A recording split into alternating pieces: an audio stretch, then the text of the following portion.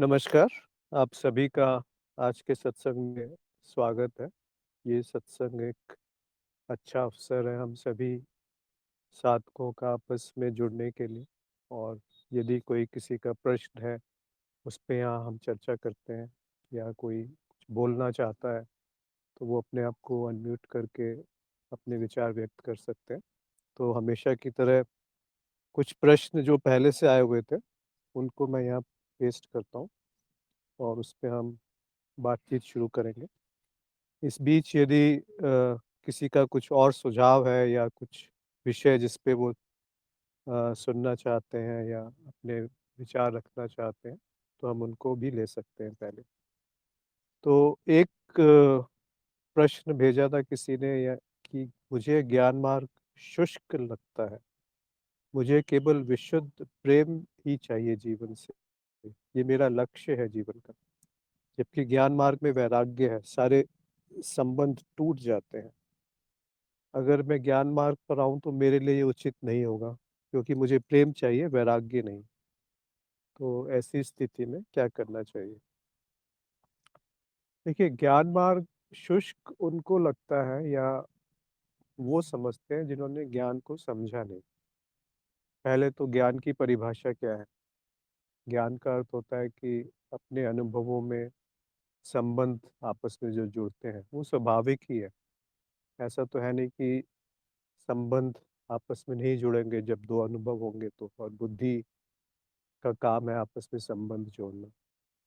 तो ज्ञान तो होगा ही, परंतु होता क्या है कि अगर आपको सही मार्गदर्शन नहीं है, लक्ष्य निर्धारण सही नहीं किया या समाज के द्वारा हम जो बातें कही गई हैं उनको सत्य मान लेते हैं, तो वो गलत संबंध जुड़ जाता है और उससे हम गलत निर्णय पे या गलत निष्कर्ष पे आ जाते हैं। इसीलिए वो अज्ञान का रूप ले लेता है। एक है अबोधता, जहाँ पर कि संबंध ही नहीं है। तो जो अनुभव है बिल्कुल एक तरीके से वो आश्चर्य है या अहोभाव है। परंतु जब संबंध जुड़ने लगते हैं तो या तो अज्ञान बनेगा या जो सही उसका स्वरूप है वो जान पाएंगे, तो उसको हम ज्ञान कहते हैं। तो ज्ञान के बिना भक्ति कैसे संभव है? और ज्ञान, जब हम अध्यात्म की बात करते हैं, तो अध्यात्म में तो मैं क्या हूँ, मेरा स्वरूप क्या है, मेरा लक्ष्य क्या है, मुझे जीवन से क्या चाहिए, मैं यहाँ क्यों आया हूँ इस मृत्यु लोक में, और ये मृत्यु लोक में दुख क्यों है। इस तरह के जब प्रश्न आते हैं तो हम अध्यात्म में मार्ग में शुरुआत करते हैं। तो सभी मार्ग जुड़े हुए हैं आपस में। आपस में कोई लड़ाई नहीं है दो मार्गों में कि अगर मैं भक्ति करूँगा तो मैं ज्ञान नहीं कर ज्ञान मार्ग पे नहीं चल सकता, या ज्ञान मार्ग में हूँ तो ध्यान नहीं कर सकता। वो कहा जाता है कि ज्ञान मार्ग में अगर आप आए हैं तो बाकी जो साधना कर रहे हैं वो अभी ना करें। ये शुरुआत के लिए कहा जाता है। वो इसलिए क्योंकि जिन गुरु के आप मार्गदर्शन में चल रहे हैं, उनके निर्देशों को पालन करना बहुत आवश्यक है।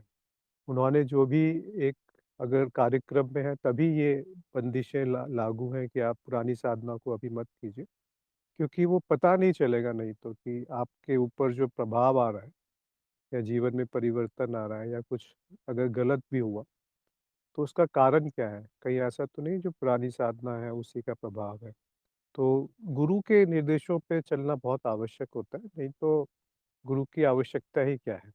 तो सारे मार्ग आपस में जुड़ते हैं। शुरू में लगता है कि भिन्न है, और बिना भक्ति के ज्ञान संभव नहीं है, बिना श्रद्धा समर्पण के ज्ञान कैसे होगा, और बिना ज्ञान के भक्ति कैसे होगी। और जब ज्ञान और भक्ति है तो कर्म तो होंगे ही। पर आप ज्ञान मार्ग में हम ये देख लेते हैं कि कर्म ज़रूर होते हैं, पर कर्ता कोई नहीं है, क्रिया मात्र है। एक तरीके के गतिविधियाँ चल रही हैं, पर यहाँ करने वाला कोई नहीं है, तो उसी क्षण मुक्ति है। और अध्यात्म में सबसे शुरुआत ही क्यों करता है कोई व्यक्ति? क्योंकि उसे दुःख से छुटकारा चाहिए, उसे जो बंधन है उनसे मुक्ति चाहिए। तो ये सारे जो बंधन हैं, जो काल्पनिक भी हैं, क्योंकि जो बंधा है, जिसको ये भ्रम है कि वो बंधन में है, उसी के लिए मुक्ति का अर्थ है। और जो ये जानता है कि मैं मुक्त ही हूँ, उसके लिए बंधन और मुक्ति दोनों निरर्थक है। तो ये केवल ज्ञान मार्ग में ही संभव है कि जो बंधा है वो हमेशा बंधन में ही रहेगा और जो मुक्त है वो हमेशा मुक्त ही रहेगा।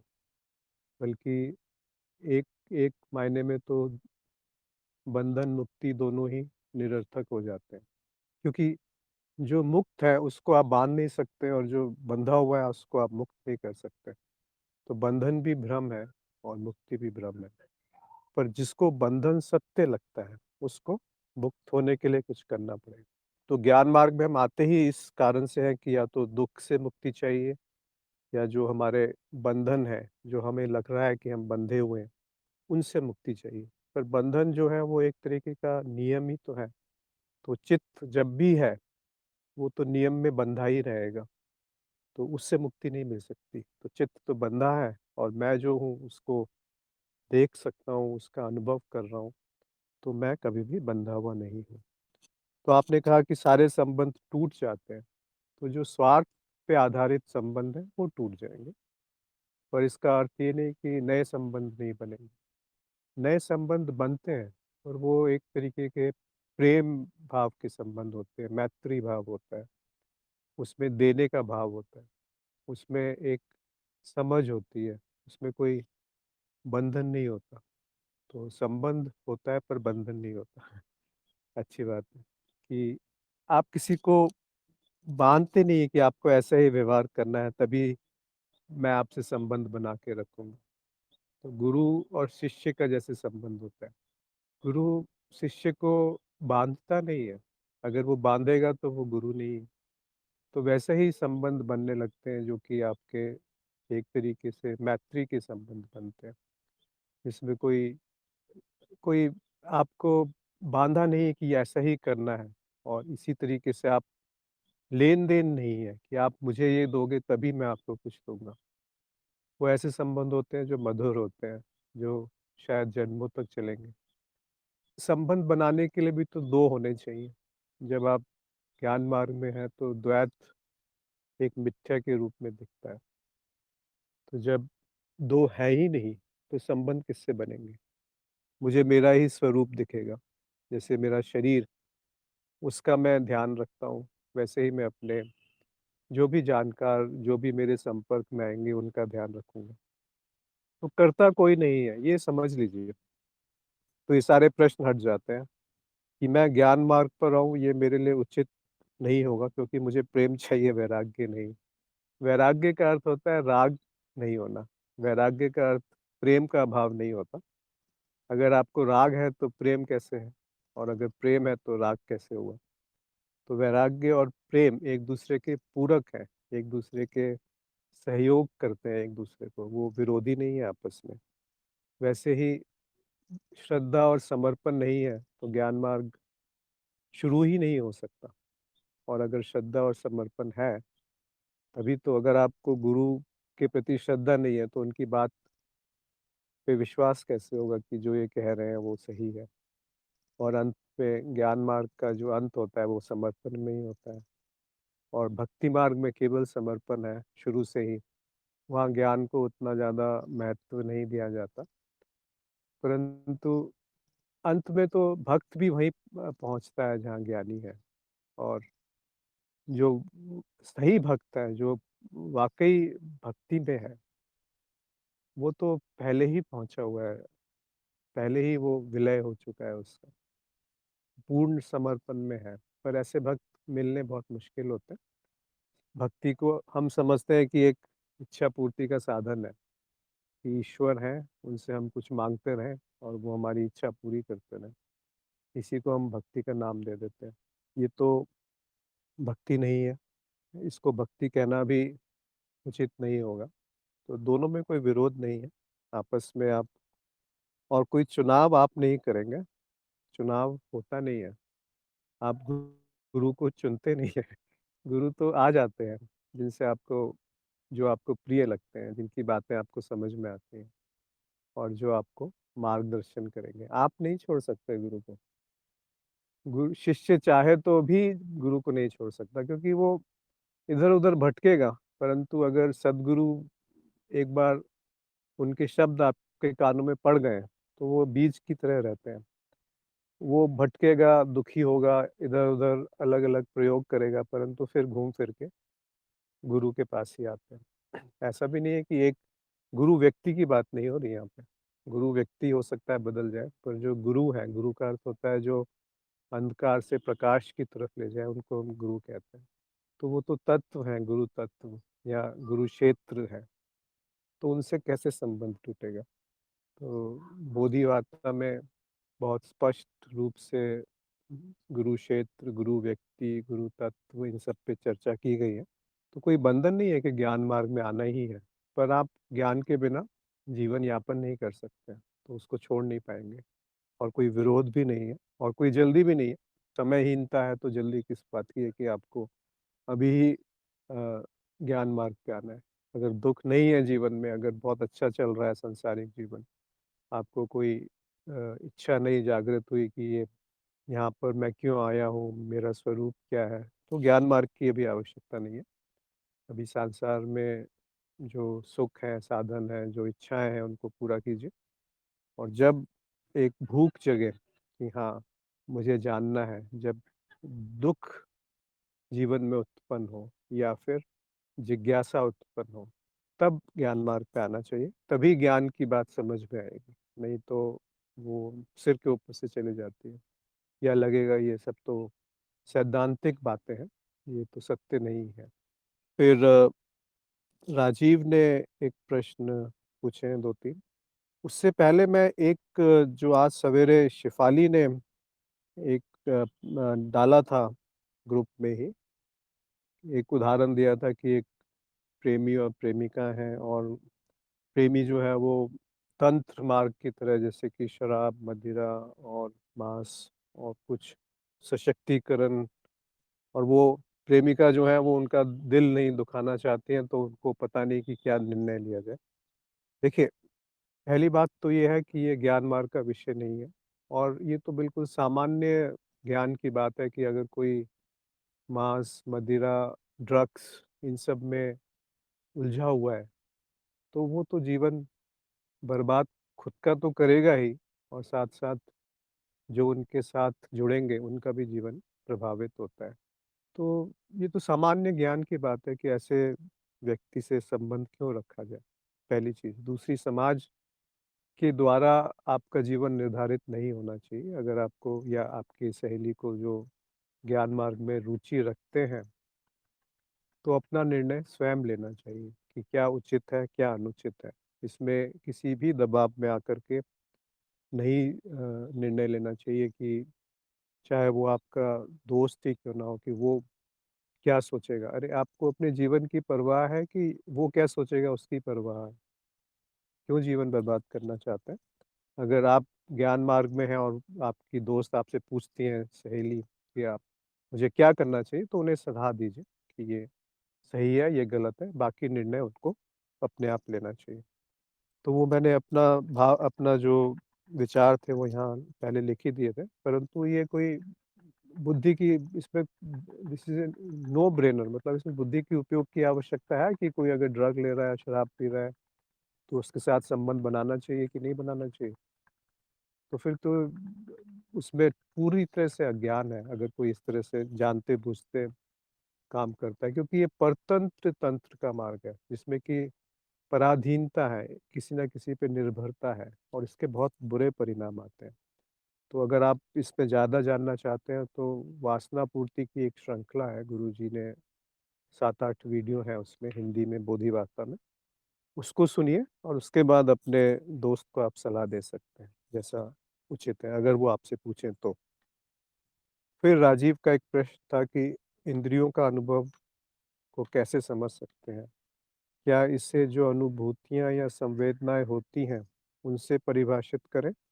देखिए, इंद्रियों को अनुभव को कैसे समझेंगे? इंद्रियों के द्वारा अनुभव होते हैं, ये हम पहले स्तर पे कहते हैं।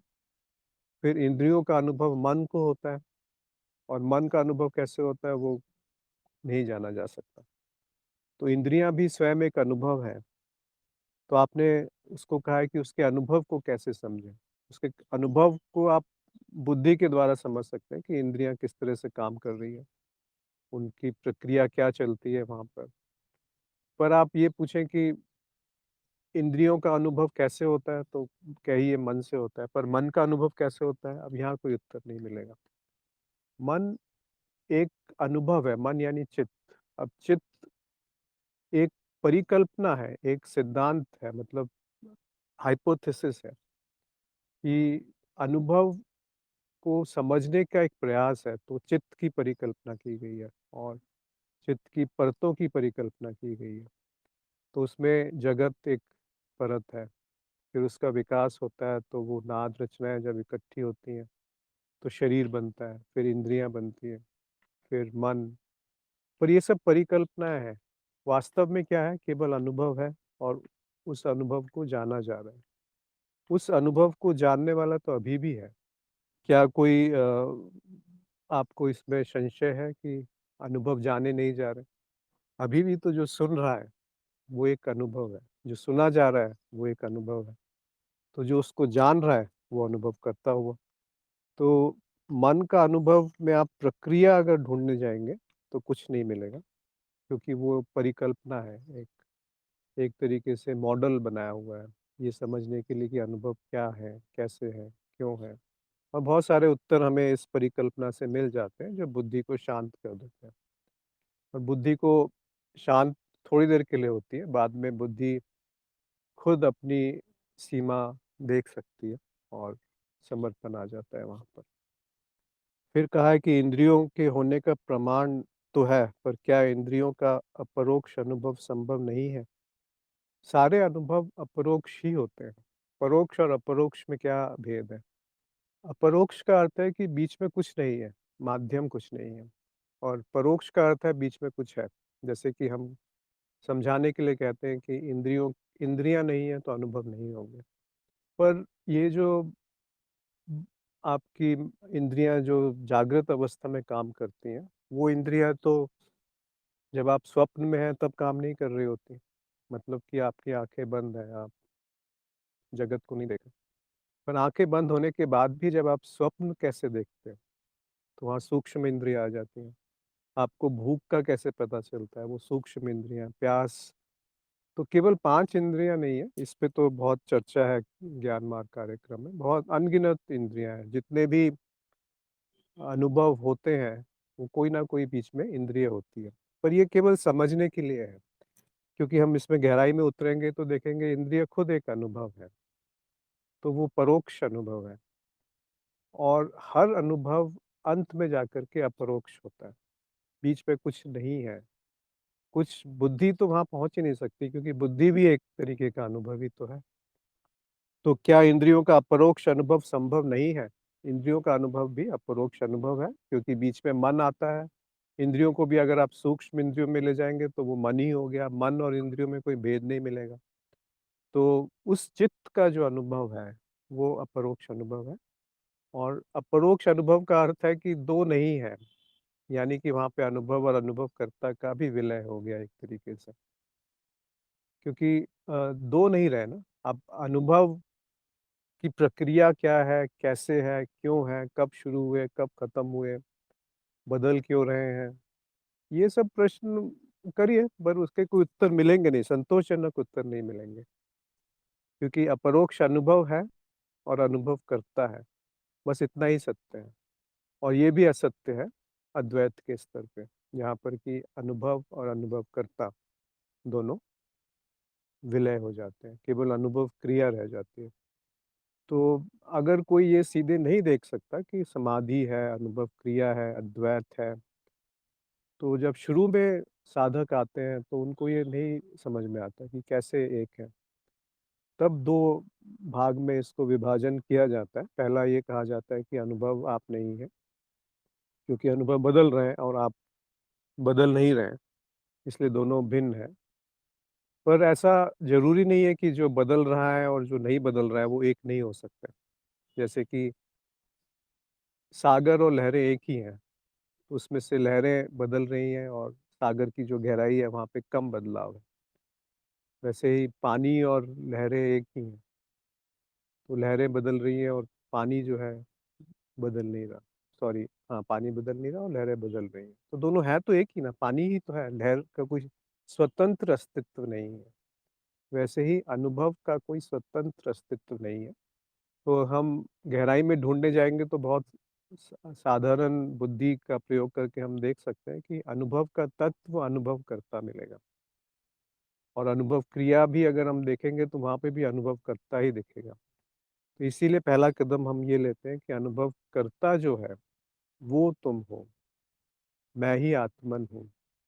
फिर दूसरा कदम ये लेते हैं कि आत्मन और ब्रह्मन एक ही है, यानी कि अस्तित्व और अनुभवकर्ता एक ही है।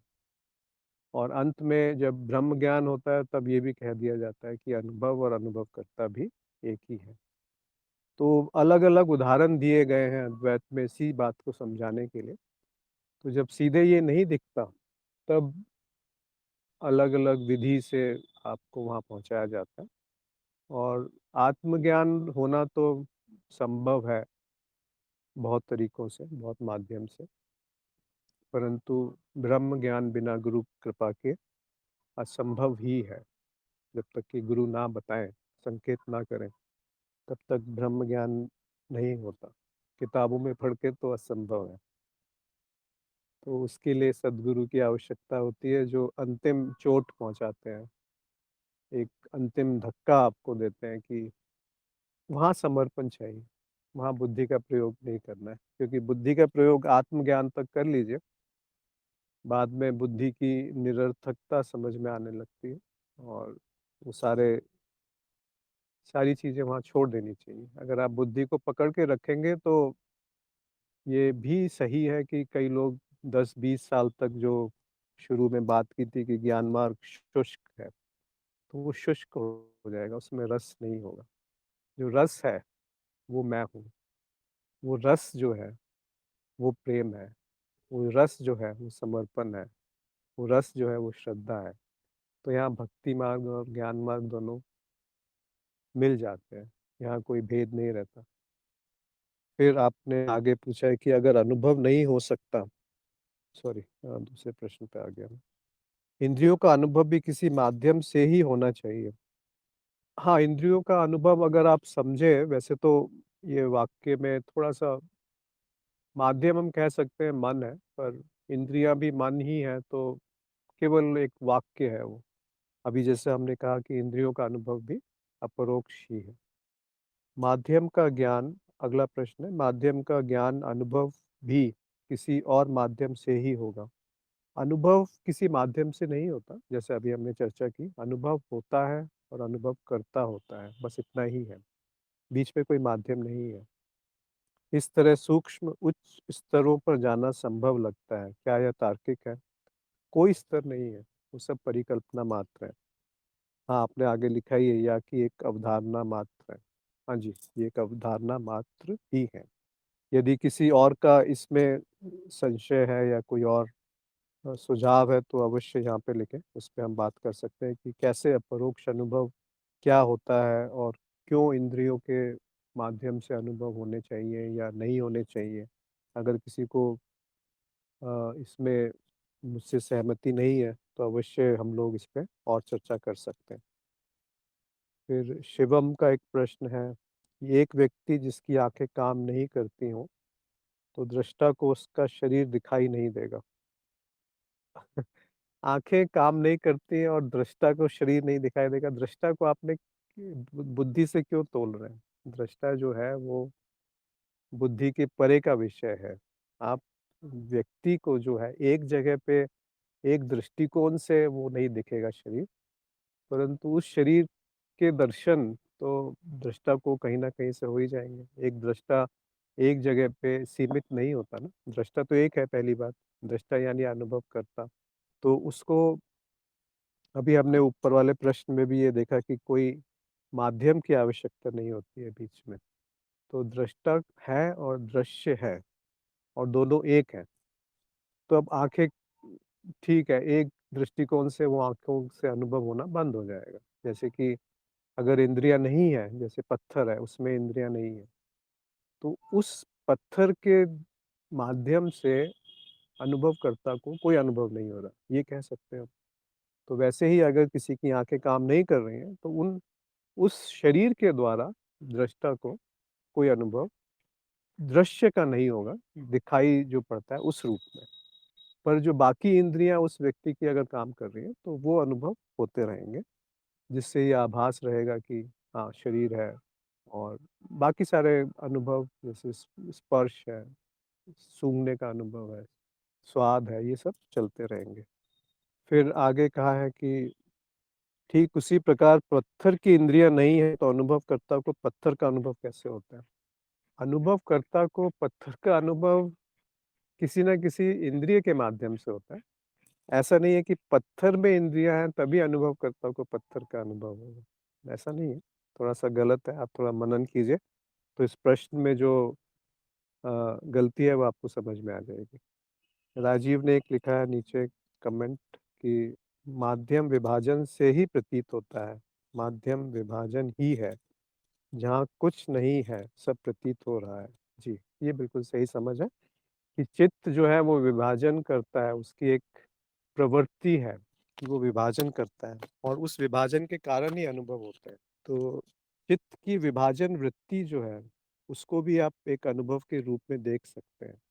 तो चित्त भी एक विभाजन की तरह ही प्रतीत होगा और माध्यम जो है वो विभाजन ही है। ये भी समझने के लिए सही है, पर ये चित्त ही जब परिकल्पना है, तो उसका जो वृत्ति है, जो विभाजन की चित्त की विभाजन वृत्ति है, वो भी एक कल्पना मात्र है, क्योंकि अंत में केवल अद्वैत है।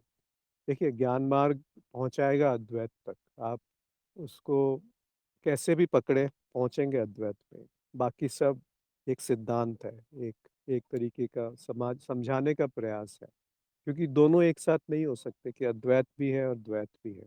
अगर आप अद्वैत देख रहे हैं, तो वो अंत है ज्ञान का, उसके आगे और कुछ नहीं जाना जा सकता और जब तक आप वहाँ नहीं पहुँचे हैं, तब तक कुछ ना कुछ भ्रम रहेगा, कुछ ना कुछ प्रश्न रहेंगे, कुछ ना कुछ संदेह रहेगा। पर जब आप अद्वैत पे पहुँच गए, जब उस ब्रह्म ज्ञान की दृष्टि पे आके स्थिति हो गई, फिर सारे संशय, सारा सब बंद हो जाता है। फिर बुद्धि भी निरर्थक है, बुद्धि का कोई काम नहीं रहा। फिर गुरु और शिष्य भी एक हो गए। क्या भेद रहा? क्योंकि सारे भेद काल्पनिक है, ये समझ में आ जाएगा। सारे विभाजन काल्पनिक है, ये भी समझ में आ जाएगा। फिर जय ने कमेंट भेजा है, अपना टिप्पणी भेजी है कि जब हम आंखें खोलते हैं तो जगत दिखाई देता है और जब बंद करते हैं तो नहीं दिखाई देता। दिखाई देना और नहीं दिखाई देना, जिसको इन दोनों का अनुभव होता है, देखने और नहीं देखने का, वह अनुभव करता है। जी, जी, जी, बहुत सुंदर। देखिए, देखना इंद्रियों के द्वारा जो अनुभव हो रहा है, उसको हम कहेंगे कि वो एक तरीके का एक विशेष अनुभव है, जो कि बहुत सीमित है। तो इंद्रियों का काम होता है कि जो अप्रकट है और उसमें से जो कुछ बहुत छोटा-सा भाग इंद्रियाँ प्रकट करती हैं। तो इंद्रियाँ संपूर्ण अनुभव नहीं है, इंद्रियाँ स्वयं एक अनुभव है। तो जो जय ने कहा कि जब आप आँखें खोल कर के देख रहे हैं और जब आँखें बंद कर लीं तब भी दिख रहा है, या आप उसकी स्मृति को दोबारा से विचार कर सकते हैं। और स्वप्न में कैसे देखते हैं, वहाँ तो आँखें बंद हैं, वहाँ पे भी कुछ दिखता है ना, तो वो कौन-सी इंद्रियों का प्रयोजन है वहाँ पर, उपयोग हो रहा है। हल्दर ने लिखा है जगत बिना आँखों के भी दिखता है।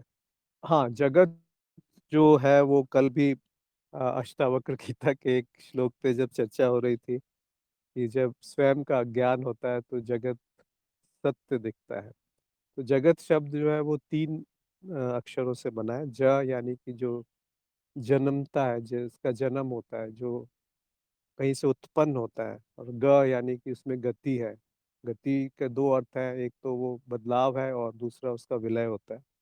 और त यानी उसमें तिष्ठता है या स्थिरता है। तो इन तीनों से मिलाकर के जगत बनता है। तो जगत और स्मृति और जो शरीर, ये तीनों एक साथ उत्पन्न होते हैं। जगत, स्मृति और शरीर, और एक साथ विलय होते हैं। इन तीनों को कभी अलग-अलग देखा गया है? कोई कह सकता है कि शरीर के बिना जगत का किसी को अनुभव हुआ है? शरीर क्या है? इंद्रियों का एक मिश्रण है, इंद्रियाँ इकट्ठी हो गई तो वो शरीर बन गया। तो बिना इंद्रियों के अनुभव नहीं होते, ये भी एक तरीके से समझने के लिए कहा जाता है। फिर प्रश्न उठेगा कि इंद्रियों का अनुभव किस माध्यम से होता है? तब आप निरुत्तर हो जाएँगे, क्योंकि इंद्रियाँ खुद एक अनुभव है और बीच में कोई माध्यम नहीं है। तो हम निरुत्तर क्यों होते हैं? क्योंकि द्वैत को आप नहीं समझा सकते। बुद्धि जो है वो कोई ना कोई प्रश्न ऐसा आ जाएगा जो कि सिद्ध कर देगा कि द्वैत नहीं है। क्योंकि हम पूछेंगे कि भई इंद्रियों का या मन का अनुभव या चित्त का अनुभव किस माध्यम से हो रहा है? तो कोई उत्तर नहीं दे पाएगा। फिर यही कह सकते हैं हाँ, अनुभव है, हाँ है। चित्त अनुभव करता है, हाँ है। पर ये 2 नहीं है, क्योंकि अगर 2 हो गए तो इसमें आपस में क्या संबंध है? फिर निरुत्तर हो गए। तो आप अद्वैत में ही जाकर के उत्तर मिलते हैं और द्वैत में इस तरह के प्रश्नों के कोई उत्तर नहीं मिलेंगे।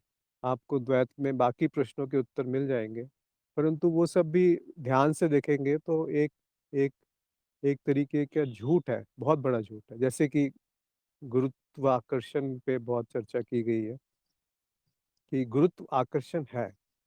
अब हमने उससे परिचित हो गए हम, तो हमने समझ लिया और हम ये मान लेते हैं कि हाँ, हाँ, ये है और हम इसको अच्छी तरह से जानते हैं, एक फ़ॉर्मूला बना दिया उसका, जो भी है। अब वो फ़ॉर्मूला जो है ग्रेविटी का एम या गुरुत्वाकर्षण का, वो तो गुरुत्वाकर्षण नहीं है, क्योंकि मैंने उसको जान लिया, मैं उसको समझ रहा हूँ, मैं उसको देख रहा हूँ, पर वो है क्या? उसका कोई उत्तर नहीं मिलेगा। क्यों है? उसका भी कोई उत्तर नहीं मिलेगा। किसने उत्पन्न किया? उसका भी कोई उत्तर नहीं मिलेगा। कारण नहीं पता। प्रभाव वो भी एक कल्पना है। तो कोई उत्तर नहीं है प्रकृति में। आप मानते हैं जो परिचित है, जो उत्तरजीविता के लिए आवश्यक है, उसको हम महत्व देते हैं और जिसको हम महत्व देते हैं उसको हम उसी पे हमारा ध्यान केंद्रित होता है और जिस पे ध्यान केंद्रित होता है, वही हम सत्य मान लेते हैं। पर सत्य क्या वही है जो इंद्रियों से दिख रहा है? सत्य के मानदंड क्या है? अगर सत्य के मानदंड है कि जो मेरे अनुभव में आ गया वही सत्य है और जो अनुभव में नहीं आया वो सत्य नहीं है, तो फिर आप गलत निष्कर्ष पे आ जाएँगे या आपका मानदंड ये हो गया जो शास्त्रों में लिखा है वो सत्य है, जो गुरु ने बताया है वो सत्य है या जो समाज ने बताया है वो सत्य है, जो मुझे माता-पिता बताते हैं वो सत्य है। तो अपने मापदंडों को अवश्य जाँचें कि मेरे मापदंड क्या हैं। तो सबसे कठोर मापदंड आप सब लोगों को पता ही है, वो है कि जो बदल रहा है, वो असत्य है और जो नहीं बदल रहा, वो सत्य है। पर अद्वैत में सत्य और असत्य दोनों निरर्थक हैं। ना सत्य है, ना असत्य है और सत्य भी है और असत्य भी है। यहाँ पर बुद्धि बेकार है। हल्दर ने एक और टिप्पणी भेजी है कि और जो है, उसको किसी भी प्रकार देखना संभव ही नहीं है, क्योंकि वो है ही नहीं। क्योंकि है कहने वाला भी नहीं है। हाँ, आप एक शायद दूसरे स्तर पे पहुँच गए हैं, तो आपका वाक्य सही है और इसमें यही अर्थ निकलता है कि वो है।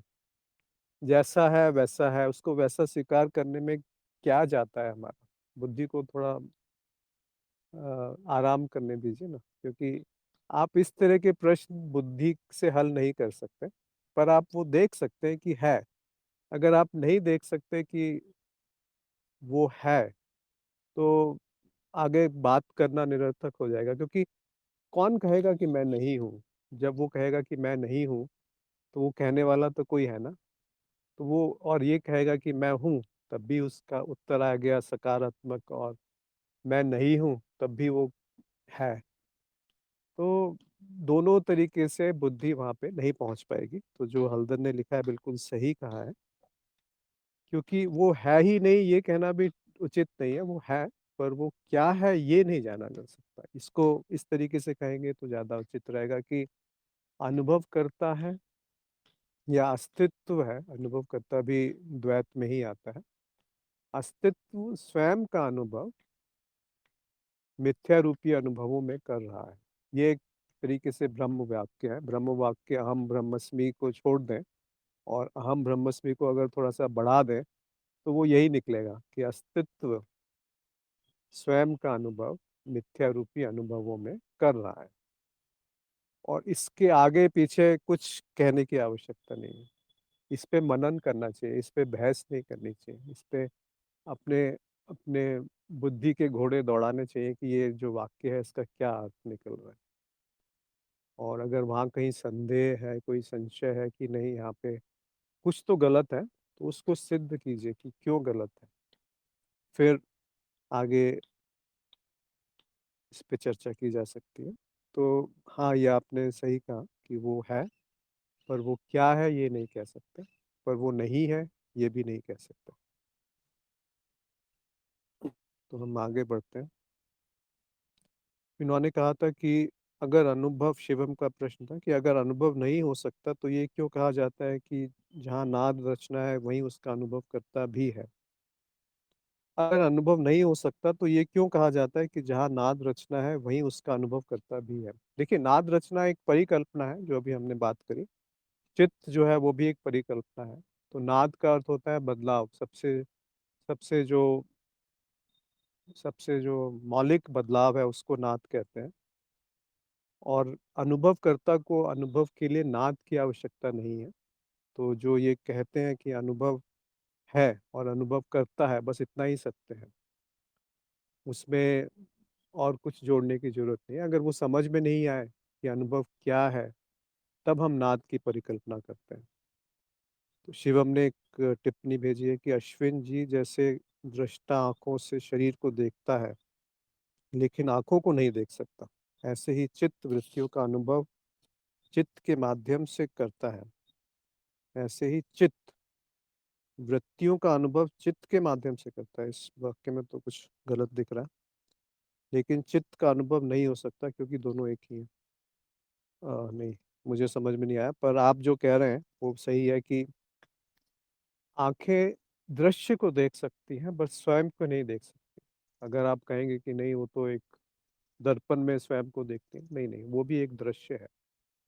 तो आंखें जो पूरे दृश्य को देखती हैं वो स्वयं को नहीं देख सकती। पर आप, ये वाक्य गलत इसलिए है कि आंखें कुछ नहीं देखती हैं। आंखें एक तरीके का उपकरण है, इंस्ट्रूमेंट है। जैसे कैमरा एक इंस्ट्रूमेंट है। उस कैमरे के माध्यम से आप एक बिल्डिंग को अलग अलग दृष्टिकोण से देख सकते हैं। और अगर वो कैमरा नहीं है और उसमें अगर मैग्नीफाई करने की वो क्षमता नहीं है और वो जो दृश्य है या बिल्डिंग बहुत दूर है, तो आपको धुंधला दिखेगा। पर अगर उसमें मैग्नीफाइंग जैसे दूरबीन होती है, उस दूरबीन से आप दूर की वस्तु को पास देख सकते हैं। तो वो एक उपकरण है। तो आपका जो वाक्य है इसको थोड़ा सा चिंतन मनन कीजिए कि इसमें कुछ ना कुछ तो गलत लिखा है कि ऐसे ही दृष्टा चित्त वृत्तियों का अनुभव चित्त के माध्यम से करता है। अच्छा, अभी आपने बदल दिया। ऐसे ही दृष्टा, हाँ अब सही है कि ऐसे ही दृष्टा। फिर अब पढ़ना पड़ेगा क्योंकि आपने शायद इसमें एडिट किया है कि जैसे आंखों से शरीर, जैसे दृष्टा आंखों से शरीर को देखता है लेकिन आंखों को नहीं देख सकता, ऐसे ही दृष्टा चित्त वृत्तियों का अनुभव चित्त के माध्यम से करता है। देखिए, दृष्टा जो है वो चित्त का अनुभव नहीं करता। चित्त एक अनुभव ही है और चित्त जो है परिकल्पना है। इसको आप समझ लीजिए, चित्त को सत्य मत मान लीजिएगा। अगर आपने चित्त को सत्य मान लिया तो उलझन पैदा हो जाएगी। तो दृष्टा चित्त का अनुभव किसी माध्यम से नहीं करता। वो तो चित्त तो एक परिकल्पना है, वो है नहीं, प्रतीति है। जो बदल गया वो अभी भी नहीं है। इसको आप समझिए ढंग से कि अगर कोई पहले नहीं था या कोई बाद में नहीं रहेगा, तो वो अभी भी नहीं है।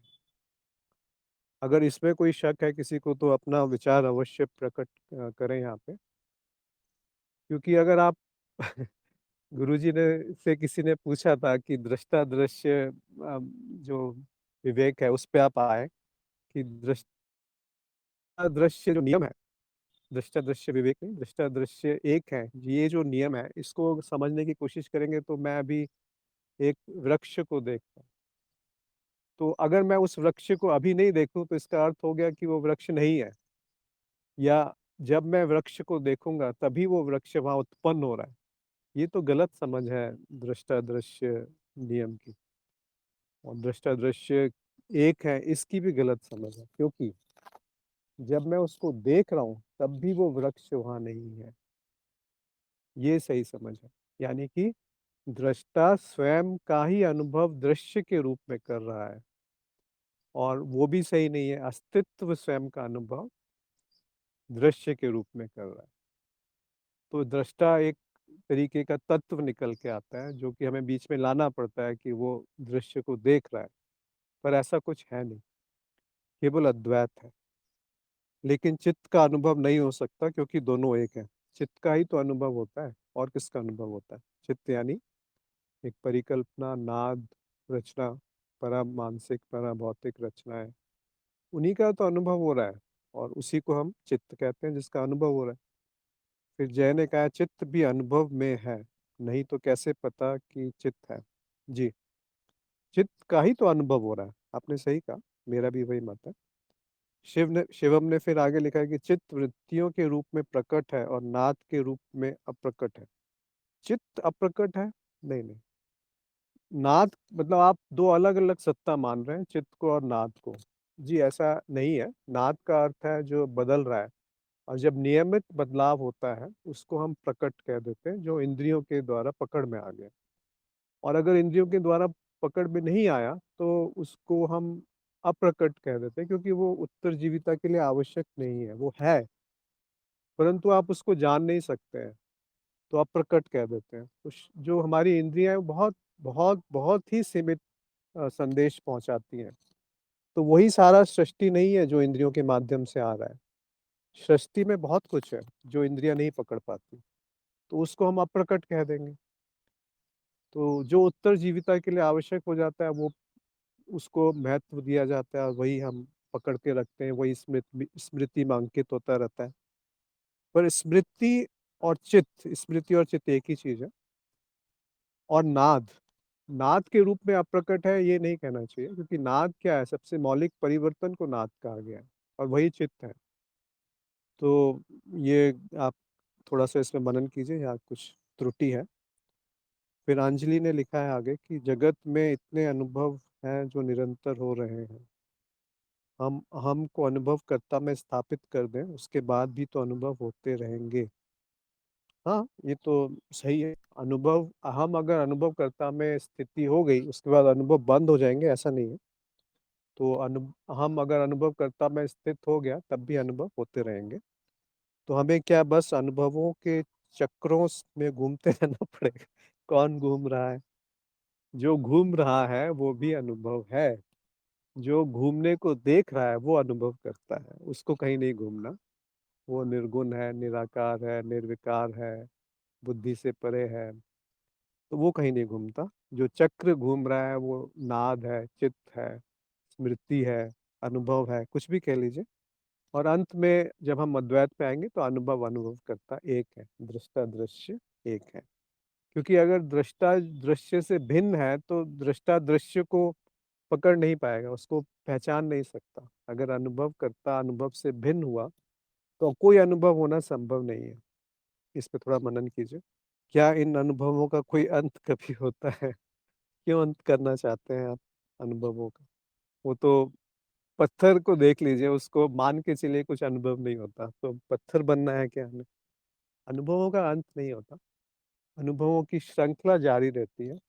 बस इतना ही समझ में आता है कि जो भी अनुभवों की श्रृंखला है वो एक मिथ्या है, क्योंकि जो बदल रहा है उसी को हम अनुभव कहते हैं, और जो बदल रहा है वो मिथ्या है। अगर वो बदलेगा नहीं तो अनुभव नहीं होगा, और अनुभव नहीं होगा तो ऐसा कभी संभव नहीं है कि अनुभव ना हो। अनुभव और अनुभव करता दोनों है, और दोनों का विलय है। तो अनुभवों का कभी अंत नहीं होगा। फिर जय ने लिखा है कि यहाँ पर कौन है जो नहीं होने को नकार रहा है?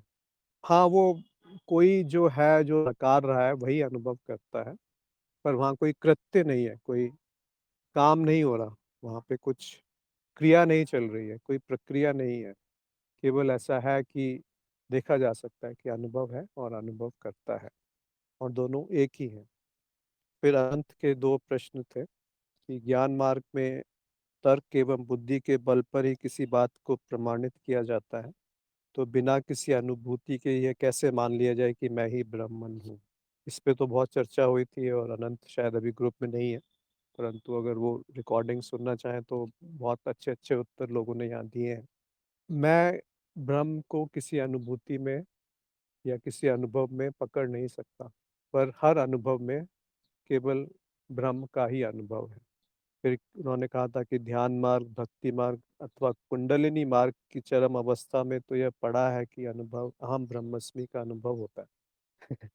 किंतु ज्ञान मार्ग पर बिना किसी अनुभव के यह मान लेना कितना तर्क संगत है। देखिए, जब बहुत पूर्वाग्रह होते हैं तो कोई कितना भी उत्तर दे ले, इसका उत्तर उन्हें नहीं मिलेगा। परंतु अहम ब्रह्मस्मि केवल अद्वैत का वाक्य है। उसको शाब्दिक अर्थ निकालेंगे तो अर्थ का अनर्थ हो जाएगा। अहम ब्रह्मस्मि का अर्थ है कि अद्वैत है, जो भी है अहम, मतलब यहाँ तक कि मिथ्या भी ब्रह्मन है। ब्रह्मन को किसी आधार की आवश्यकता नहीं है, माध्यम की आवश्यकता नहीं है, परंतु जो प्रकट है वो मिथ्या है, और जो मिथ्या है वो भी ब्रह्मन है। तो मैं भी ब्रह्मन हूँ, अनुभवकर्ता भी ब्रह्मन है, अस्तित्व भी ब्रह्मन है, और मैं ही अस्तित्व हूँ। मिथ्या भी अस्तित्व है, अनुभवकर्ता भी अस्तित्व है, तो केवल अस्तित्व है। उसको हम ब्रह्मस्मि या तत्वमसि कहते हैं। उसको बुद्धि से मत पकड़िए। वहाँ सत्य है, सत्य नहीं है, असत्य है, असत्य नहीं है, दोनों चीज़ें हैं। तो वो पूरी तरीके से विरोधात्मक रहता है, पैराडॉक्स। तो जीवन में सब कुछ विरोधात्मक ही मिलेगा, कि दृष्टा दृश्य भिन्न है, फिर दृष्टा दृश्य एक है, मिथ्या है। मिथ्या का अर्थ है कि जो नहीं है वो मिथ्या है, जो नहीं है तो वो कैसे है। तो ये सब बुद्धि से मत पकड़िए, इसको यहाँ पे समर्पण की आवश्यकता है। फिर एक दो कमेंट्स आए हैं। जय ने लिखा है कि जैसे हमें कभी फायदा होता है और कभी नुकसान होता है, इसका असर हमारे ऊपर आता है, क्योंकि हम वह हमारा फायदा नुकसान है, मैं और मेरा है। किंतु जो दुनिया में फायदा नुकसान होता है उसका हमारे ऊपर कोई असर नहीं आता, क्योंकि उसमें मैं मेरा नहीं है। बस ऐसा ही हो जाएगा। हाँ, आपने सही कहा है जय ने, कि जब मैं का भाव आता है, जब उससे एक तरीके से ममत्व, एक अगर आप देखेंगे तो अहम है, फिर मोह है, फिर वही चीज़ राग कह लीजिए, और जब मेरे अनुरूप कुछ नहीं होता तो हम उसको द्वेष कह देते हैं। तो राग, द्वेष भी राग ही है एक तरीके का, कि ऐसा ही हो। जब वैसा नहीं होता तो हम द्वेष कहते हैं। तो राग मौलिक है, और राग से मौलिक अहम है, और अहम से मौलिक अनुभव करता है, और अनुभवकर्ता से मौलिक अस्तित्व है। तो ये अलग-अलग स्तर हैं। अगर हम अहम की बात कर रहे हैं तो हम नीचे आ गए द्वैत से, और जब हम द्वैत से नीचे आ गए तो राग द्वेष उत्पन्न हो गया, द्वैत उत्पन्न हो गया, माया, मिथ्या, जगत, संसार, लेन-देन, ये सब उत्पन्न हो गया। तो वहाँ पे सब कुछ है, फ़ायदा, नुकसान, लाभ, हानि, पाप, पुण्य, दुःख, सुख, इस तरह के द्वैत रहेंगे। परंतु जो जय ने लिखा है कि अगर आप इनसे अपने आप को भिन्न समझ लें, तो ये उसी क्षण गायब हो जाते हैं। तो 2 चीज़ें होती हैं, एक प्रवृत्ति, एक निवृत्ति। प्रवृत्ति का अर्थ है कि एक तरीके से आप कुछ करना चाहते हैं, वो प्रवृत्ति है। और निवृत्ति है, आप किसी से दूर भागना चाहते हैं, वो निवृत्ति है। तो राग या सुख आप पाना चाहते हैं, और दुःख से दूर भागना चाहते हैं। तो प्रवृत्ति और निवृत्ति दोनों ही आपको फँसाने वाले हैं। ना प्रवृत्ति मेरी है, ना निवृत्ति मेरी है। मैं इन दोनों का दृष्टा हूँ, इन दोनों से भिन्न हूँ। शिवम ने कहा है कि आप ये कहना चाहते हैं कि जो प्रकट है वह चित्त है, और स्मृति नाद परिकल्पना है। देखिए, चित्त है, चित्त, स्मृति और नाद, ये तीनों ही परिकल्पना है। आप जो कह रहे हैं जो प्रकट है, जो प्रकट है वो अनुभव है। अब अनुभव क्या है उसको समझने के लिए हम कह देते हैं कि नाद है। अब चित्त क्या है, वो भी, स्मृति क्या है। अब बहुत सारे शब्द हैं, स्मृति जो अंकित होता है, और वो एक तरीके से एक-एक करके इकट्ठा हो जाता है तो उसकी परतें बन जाती हैं, हम उसको चित्त कह देते हैं। बट ये सभी की सभी परिकल्पना है। केवल अनुभव है और अनुभव करता है, ये द्वैत का स्तर है। उसके नीचे आएँगे तो चित्त का स्तर हो जाएगा जिसमें कि हम प्रकट, अप्रकट और ये सब बातें कहते हैं। और उसके नीचे उतरते जाएँगे तो पूरी की पूरी तरह से माया में, अहम में, भाव में और इस तरह के चीज़ों में हम आ जाएँगे। अनुभव है जो प्रकट है और अनुभव करता है जो अप्रकट है। इस इनके अलावा नाद, स्मृति आदि कुछ नहीं है। जी हाँ, बस यही 2 चीज़ें हैं, आपने सही कहा। अनुभवकर्ता जो है वो अपरिवर्तनीय है, ये कह सकते हैं और जो अनुभव है वो परिवर्तनीय है, बस इतना कहा जा सकता है। प्रकट, अप्रकट थोड़ा-सा अलग शब्द है। प्रकट, अप्रकट का अर्थ है कि जो अभी एक नियमित संरचना नहीं हुई है, उसको हम अप्रकट कह देते हैं, जो कि इंद्रियों की पकड़ में नहीं आ रहा, उसको हम अप्रकट कहते हैं, क्योंकि उसको जाना नहीं जा सकता। पर प्रकट भाग बहुत छोटा-सा होता है सृष्टि का, अप्रकट अनंत है। तो इस पे और आप मनन कीजिए। मैं लगता है अगला एक प्रश्न है सोनम का और अंजलि का। सोनम ने लिखा है कि जिस तरह हमें अपनी इस जन्म की इच्छाओं से अनासक्त होना है, वैसे ही संपूर्ण इच्छाओं से अनासक्त होना उचित नहीं। मतलब उन्होंने लिखा है कि क्या संपूर्ण पिछले जन्मों की भी इच्छाओं से अनासक्त होना उचित नहीं है। देखिए इस भेद में ज़्यादा कुछ फ़ायदा नहीं है, कुछ मतलब मिलेगा नहीं कि ये जो इच्छा उत्पन्न हुई है ये इस जन्म की है कि पिछले जन्म की है।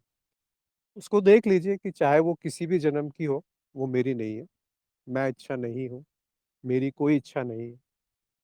बस उतना जानना काफ़ी है, तो वैसे ही आप मुक्त हो गए। क्या उन्हें पहचान कर पूर्ण करना आवश्यक है? अगर साधन है, अगर कोई उससे व्यसन नहीं है, किसी को हानि नहीं हो रही है और वो आपका प्रारब्ध है और अच्छी बात है फिर पूर्ण कर लेना चाहिए, चाहे वो इस जन्म की हो या पिछले जन्म की हो। अगर इच्छाओं की पूर्ति में दिलचस्पी नहीं, तो क्या उससे किसी प्रकार की हानि होने की संभावना है? नहीं, नहीं, हानि नहीं, ये तो बहुत लाभ वाली स्थिति है कि आपकी इच्छाओं की पूर्ति में दिलचस्पी नहीं, तो उसी को तो वैराग्य कहते हैं। और विवेक, वैराग्य, षट संपत्ति, मुमुक्षुत्व ये तो साधक के गुण हैं। तो इच्छाओं की पूर्ति में दिलचस्पी स्वाभाविक रूप से आ गई तो बहुत अच्छी बात है, पर उसको आप अगर कह रहे हैं कि नहीं, नहीं मैं ये गलत है, ये सही है इसलिए इसको पूरा नहीं करना है और किसी न किसी तरह का कोई दबाव है या आप दबा रहे हैं इच्छाओं को, तब वो ठीक नहीं। परंतु अगर 2 तरह का वैराग्य होता है, एक होता है श्मशान वाला वैराग्य कि आप किसी की मृत्यु हो गई और श्मशान में गए तो थोड़ी देर के लिए बहुत वैराग्य आ जाता है कि हाँ, सब बेकार है, दुनिया में सब कुछ है नहीं, अर्थ क्या है, पैसा अर्जन करने का और ये वो सब बहुत वैरागी हो जाते हैं।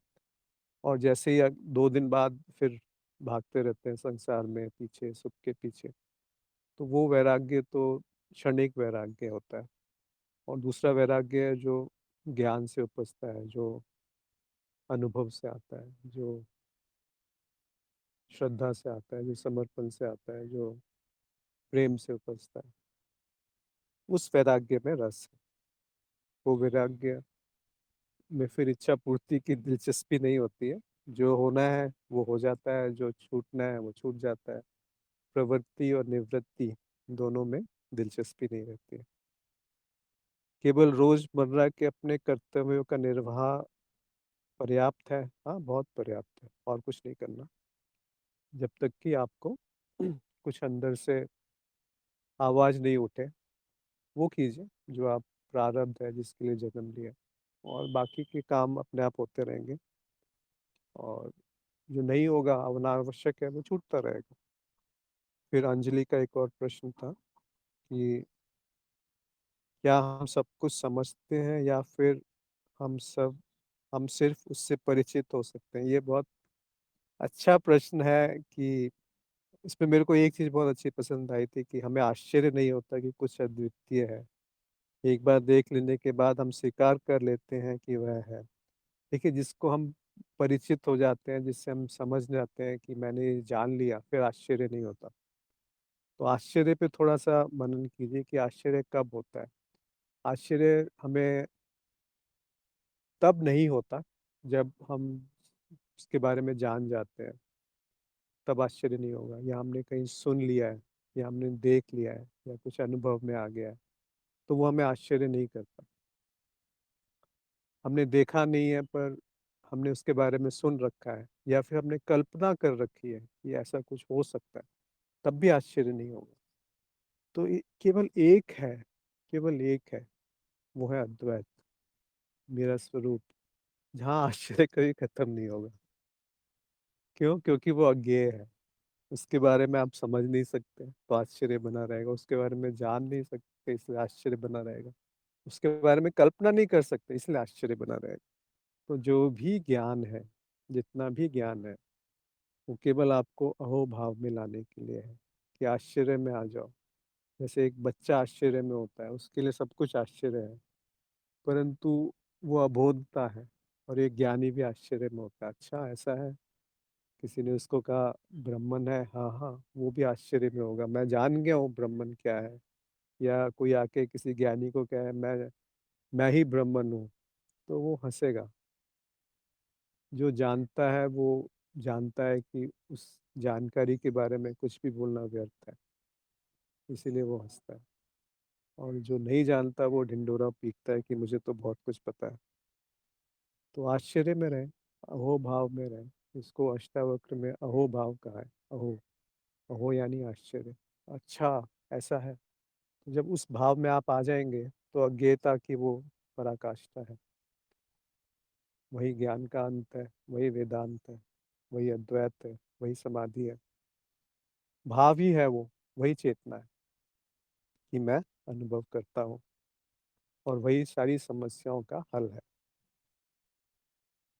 फिर उन्होंने आगे लिखा था अंजलि ने कि उसी तरह ज्ञान मार्ग पर हम देखते हैं कि अनुभव करता है, पर समझते नहीं कि वह क्या है, क्योंकि उसे समझा नहीं जा सकता, परंतु वह है, अनुभव करता ही सब कुछ है। बिल्कुल, ये आपका वाक्य बिल्कुल सही है।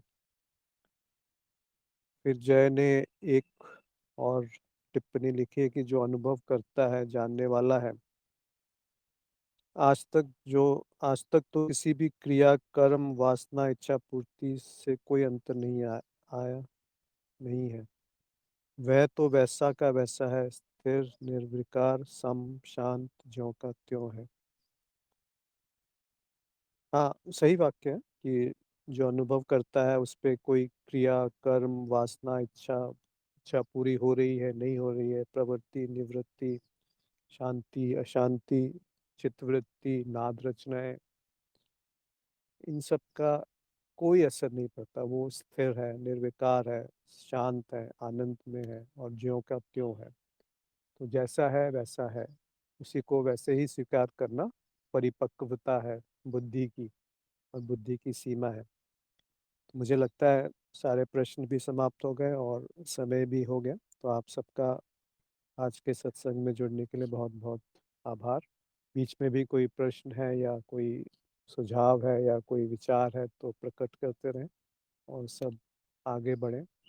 जीवन में मेरा जो विचार है कि इससे ज़्यादा महत्वपूर्ण कुछ और है नहीं, और जिसको भी आप महत्व देंगे वही जीवन में बढ़ता है। तो ज्ञान को महत्व दीजिए, समर्पण को महत्व दीजिए, प्रेम को महत्व दीजिए, आनंद को महत्व दीजिए, अपने स्वरूप में डुबकी लगाने को महत्व दीजिए, और चेतना में रहिए। आप सबका बहुत बहुत धन्यवाद।